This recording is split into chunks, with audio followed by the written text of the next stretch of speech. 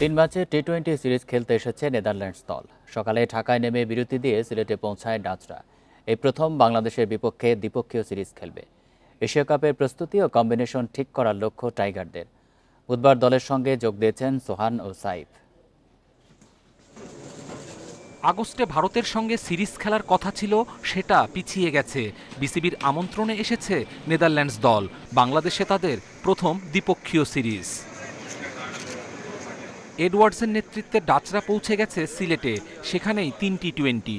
প্রথম match 30 August, পরের দুটি 1 ও 3 সেপ্টেম্বর। সব ম্যাচ শুরু সন্ধ্যা 6টায়।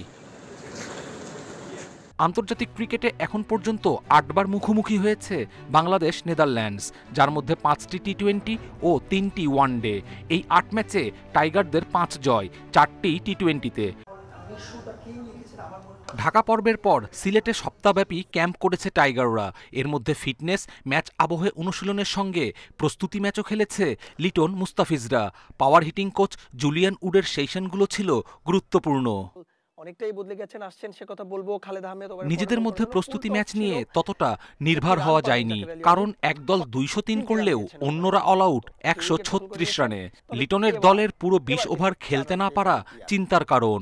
নেদারল্যান্ড সিরিজ ফাইন টিউনের সুযোগ। এশিয়া কাপের আগে সেরা কম্বিনেশন ঠিক করতে চাইবে ম্যানেজমেন্ট। একদিন বিশ্রামের পর বৃহস্পতিবার সন্ধ্যায় বাংলাদেশ দলের অনুশীলন। নেদারল্যান্ডস তাদের প্রস্তুতি সারবে দুপুর থেকে বিকেল পর্যন্ত। কপিল পাল, ইন্ডিপেন্ডেন্ট নিউজ।